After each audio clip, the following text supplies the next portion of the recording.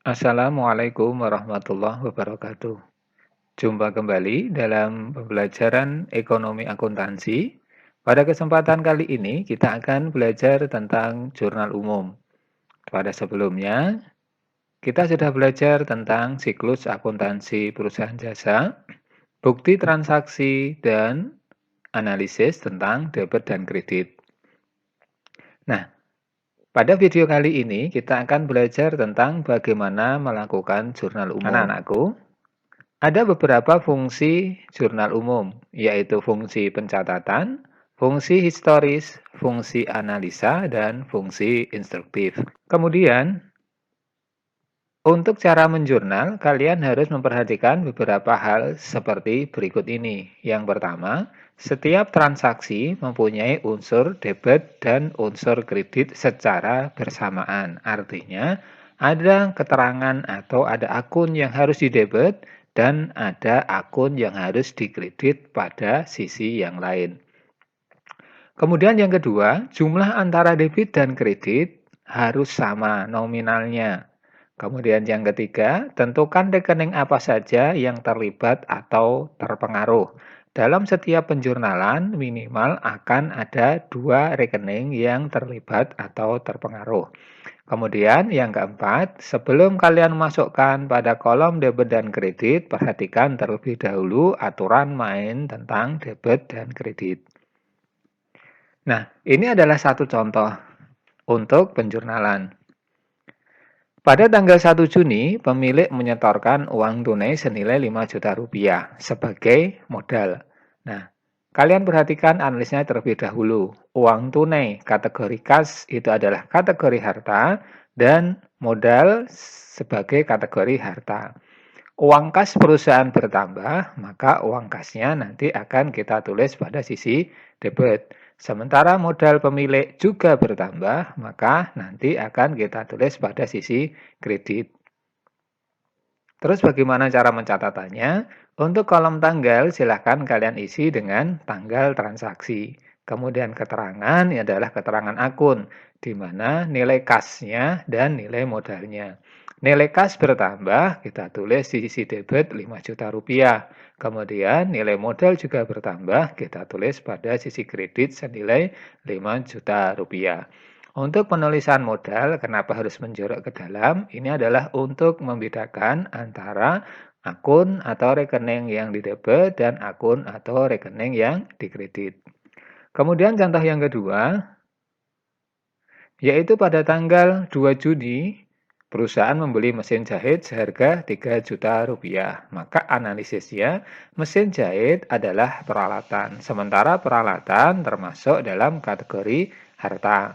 Kemudian untuk membelinya kita memerlukan uang tunai, sehingga uang kasnya itu juga berkurang. Nah, peralatan sebagai kategori harta jika bertambah kita tulis di kolom debit. Sementara kas juga kategori harta, maka karena kasnya berkurang kita tulis pada kolom kredit sehingga akan tertulis pada jurnal seperti pada layar ini.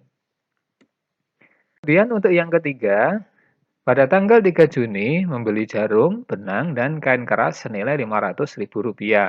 Jarum, benang, dan kain keras kita kategorikan sebagai bahan habis pakai atau kita sebut sebagai perlengkapan. Nah, karena kita membeli, maka jumlah jarum, benang, dan kain keras di perusahaan kita menjadi bertambah atau perlengkapannya bertambah. Perlengkapan kategori harta bertambah pada kolom debit. Sementara untuk membeli jarum, benang, dan kain keras, perusahaan harus mengeluarkan sejumlah uang tunai, kita sebut sebagai kas, maka kas sebagai kategori harta jika berkurang kita tulis pada kolom kredit. Kemudian contoh berikutnya, pada tanggal 5 Juni menerima pinjaman dari Bank BRI senilai 10 juta rupiah. Maka perusahaan akan menerima uang tunai senilai 10 juta rupiah dari Bank BRI. Maka harta perusahaan berupa uang tunai bertambah kita tulis pada kolom sisi debit senilai 10 juta rupiah. Sementara akibat penerimaan utang 10 juta tadi, kita mempunyai utang senilai 10 juta pada Bank BRI. Nah, utang bertambah, kita tulis pada kolom atau sisi kredit, sehingga akan tertulis kas debit 10 juta dan utang kredit 10 juta rupiah. Untuk contoh berikutnya, pada tanggal 8 Juni menerima pembayaran jasa jahitan Rp700.000.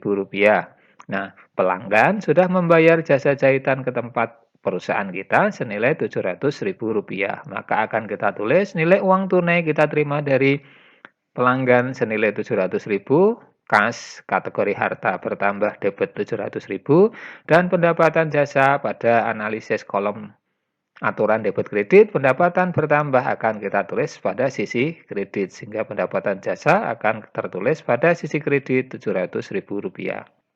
Contoh berikutnya, pada tanggal 10 Juni membeli tambahan mesin jahit seharga Rp3 juta, namun baru kita bayar senilai 1 juta, sisanya dibayar kemudian.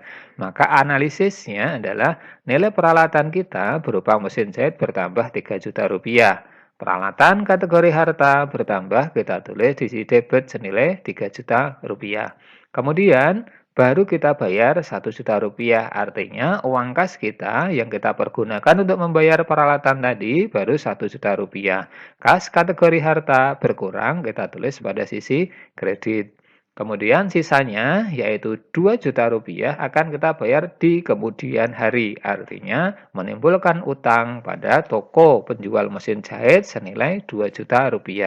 Utang bertambah kita tulis pada sisi kredit senilai Rp2 juta, sehingga total jumlah debit 3 juta dan total jumlah kredit juga senilai Rp3 juta. Contoh berikutnya, pada tanggal 12 Juni telah diselesaikan pekerjaan jahit Rp800.000, namun pembayarannya belum kita terima. Oleh karena itu, tidak akan berpengaruh pada kas. Kenapa? Karena pembayarannya belum kita terima. Nah, pendapatan kita bertambah senilai Rp800.000. Pada aturan debit kredit, pendapatan bertambah, kita tulis pada sisi kredit Rp800.000. Tapi karena kita belum menerima uang tunai, berarti kita mempunyai piutang atau kita punya pinjaman, meminjamkan jasa yang harusnya sudah kita terima pada uang kas atau uang tunai. Tapi karena belum kita terima, maka kita sebut sebagai piutang. Piutangnya bertambah, kategori harta kita tulis pada kolom debit senilai Rp800.000. Kemudian pada tanggal 15 Juni kita membayar rekening listrik Rp300.000. Maka kita tulis rekening listrik kategori beban, beban bertambah pada sisi debit Rp300.000, dan untuk membayarnya kita memerlukan uang kas atau uang tunai kredit senilai Rp300.000. Nah, anak-anakku, demikian sekilas tentang bagaimana melakukan penjurnalan umum. Untuk lebih jelasnya, silahkan kalian baca sendiri pada buku yang sudah kalian miliki. Mudah-mudahan bermanfaat. Terima kasih. Assalamualaikum warahmatullahi wabarakatuh.